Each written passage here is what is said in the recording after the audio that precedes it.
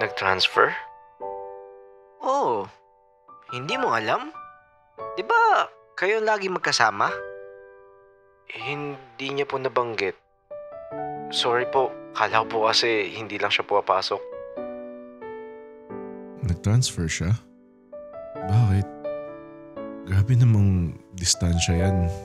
Lumipat pa talaga ng school. Grabe ka na, Krisha. Inopen ko yung messenger ko at pagpindot ko sa message namin ni Krisha, may nakalagay na this person isn't available. Hindi ko alam kung nag-deactivate siya o talagang dinelete yung account niya. Nalungkot ako nang makita ko yun. Talagang tuluyan na nga siyang lumayo. Love, anong balita kay Krisha? Ba't di na siya pumapasok?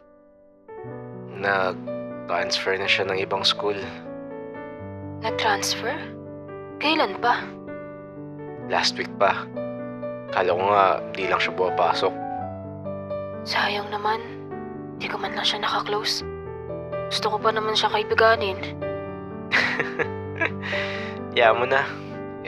Kung yun yung gusto niya, may magagawa pa tayo. Ikaw?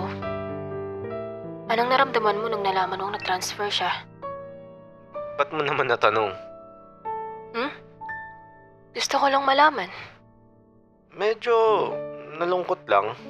Pero di naman ako naapektuhan, no? May part lang sa akin na malungkot. Pero alam mo yun, okay lang. Okay lang ba talaga? Love, mas malungkot ako kung ikaw yung lalayo. Ba't naman ako lalayo? Nga pala, next week sabi ni Mom bago daw siya umalis ng ibang bansa, punta ka daw sa bahay. Sige.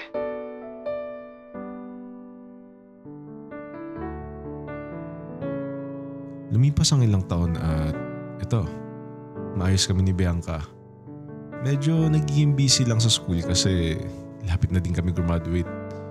Di man kami madalas magkasama ni Bianca pero madalas naman kami magka-call. Kasama ko din siya tuwing nagla-live ako. Hindi na ako masyado nakapag-post sa page ko kasi busy talaga. Pero si Bianca naging active naman siya ngayon sa TikTok. Gulat nga ako Wala pang 1 month may 100k followers agad siya sa TikTok. Sabi nga niya gusto niya daw maging kagaya ko. Kaya yun, sumasabay sa yapak ko. Love, pwede pa tulong? Paano ba ayusin tong mic? Hindi ko kasi ma-setup ng maayos Bala ko pa naman sana mag-live. Share screen mo. Na-try mo na bang palitan yung sa settings?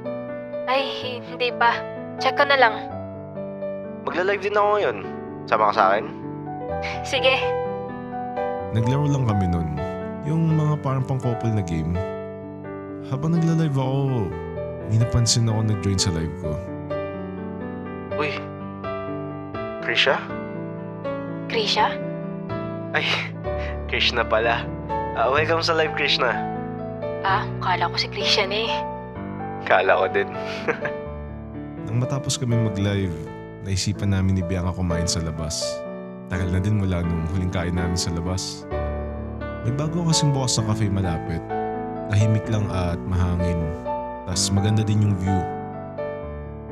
Ay, grabe. Sobrang busy talaga kapag pag-graduate na. Kaya nga Namiss tuloy kita. Di na tayo madalas lumabas Kaya nga inaya kita ngayon Baka kasi nagtatampo ka na. Hindi naman. Busy din ako kaya pansin mo, di ako masyado nakapag-update sa'yo. Okay lang. Bilis ng panahon, no? Malapit na tayong graduate. Oo nga Parang dati, stalker lang kita. Oo nga, no? Bigla tuloy akong napaisip. Paano pala kung di kita in-stalk nun, no? Paano kung hindi ako naglakas loob nun? Di, wala tayo ngayon dito. Siguro, naging kayo na sana ni Krisha. Ha? Ba't naman? Siguro kung hindi sana ako umepal nun, hanggang ngayon sana nag-uusap pa kayo. Ba't mo naman sinasabi yan? Tsaka, di mo naman kasalanan na ikaw yung pinili ko. Tsaka, choice niya yun na lumayo siya. Wala naman akong magagawa kung yun yung gusto niya. Wala ka namang kasalanan dun, love. Basta na kaya siya ngayon. Siguro, mas naging okay siya nung lumayo siya. Tingin ko nga, may mga bagong kaibigan na din yun. Tingin mo ba may boyfriend na siya ngayon? Siguro. Pwedeng mayroon o wala. Baka kasi study first na siya ngayon. Tara na, love. Baka gabihin pa tayo.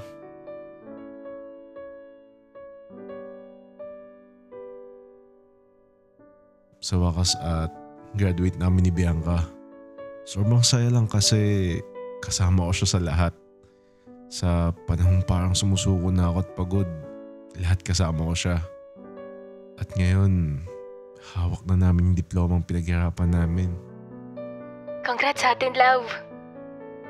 Congrats din, love. Finally, graduate na tayo. After ko sabihin yun, kinuha ko yung kwintas na nasa bulsa ko at sinuot ko yun sa kanya. Matagal na to sa akin, inaantay ko lang tong araw na to. Gusto ko lang magsimbolo to ng new chapter nating dalawa. Ngayong graduate na tayo, gusto ko sabihin sa'yo na ikaw yung gusto kong makasama ko sa habang buhay. Promise ko sa'yo, hindi kita bibiguin.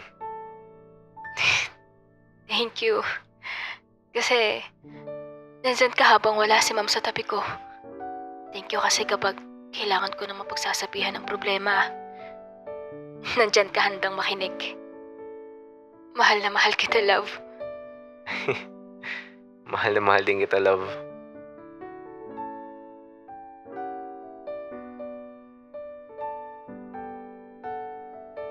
Eight years nang nakalipas at kasal na kami ni Bianca. At ngayon, may sarili na kaming anak. At ang pangalan niya ay Brianna. 5 years old na siya. Nag-aaral siya ngayon ng kinder.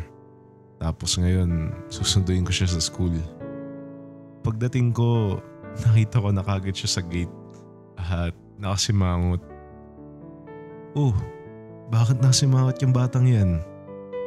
Daddy, ayaw ko na po pasok sa school. Ha? Bakit naman? Kinukuha po lagi ng classmate ko yung baon ko eh. Sinabi mo na ba sa teacher mo? Not yet. Okay, kapag naulit, sabihin mo na kay daddy Kakausapin ko yung magulang ng classmate mo. At ayun, umulit pa. May mga time na tinatago daw yung gamit niya. Kaya nag-decide akong kausapin mismo yung magulang ng bata para naman mapagsabihan din yun ng bubuli sa anak ko. Nandito kami ngayon sa principal's office at kasama ko yung anak ko. Inaantay na lang namin yung magulang na nambuli sa anak ko. Ilang minuto ang lumipas at may kumatok mula sa pintuan. Ito na ata yung magulang na nambuli sa anak ko. Pagbukas ng pinto, nagulat ako at hindi kagad ako napagsalita.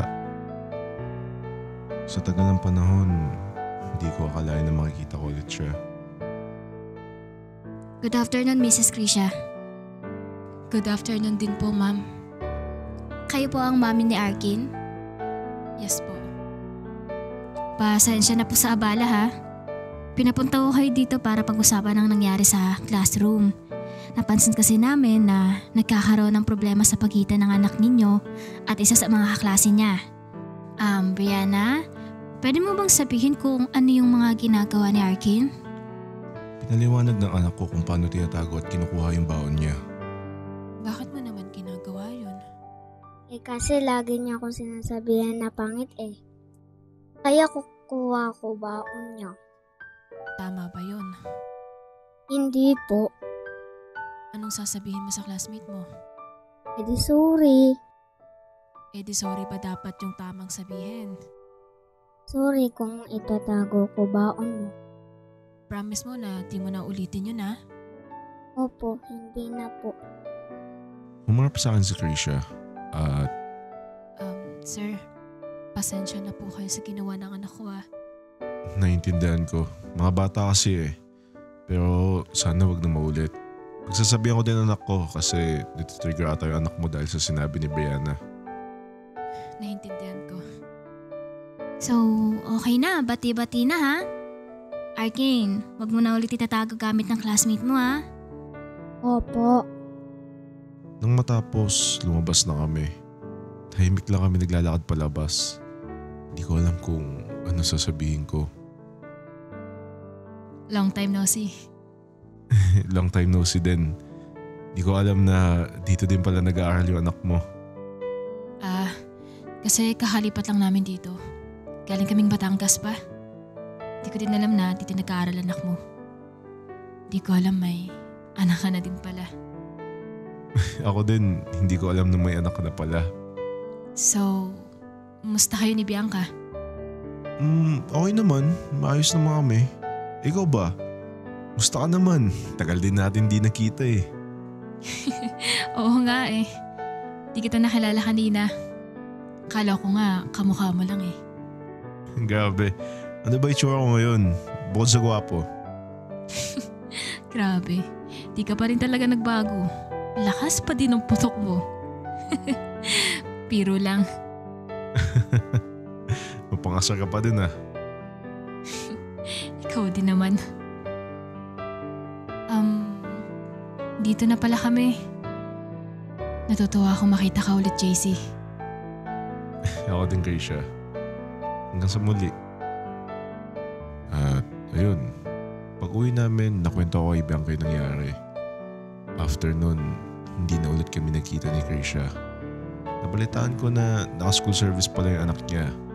At yaya lagi nung bata yung pupunta sa school. Natsyempohan lang ata na hindi sila busy nung araw na yun. Pero at least, masaya ako at nasa mabuting lagay na rin si Krisha.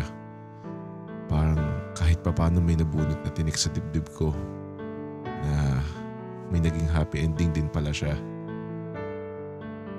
Sabi ni Papa, kilala niya daw mama mo. Oo nga, sabi din ni Mama, kilala daw niya Papa mo. Uy, sorry pala sa ginawa ko, napalo tuloy ako ni Mama pag uwi. Sorry din kasi sinasabihan kitang pangit. Pangit ba talaga ako? Di naman, mukha ka kasing bansot eh. Ano yung bansot? Ang liit mo kasi tignan. Antayin mo pagtanda ko, mas tatangkad ako sa'yo. Di mangyayari yon. Ha ha ha! Cute mo sana kaso ang pangit ang ugali mo. Ha?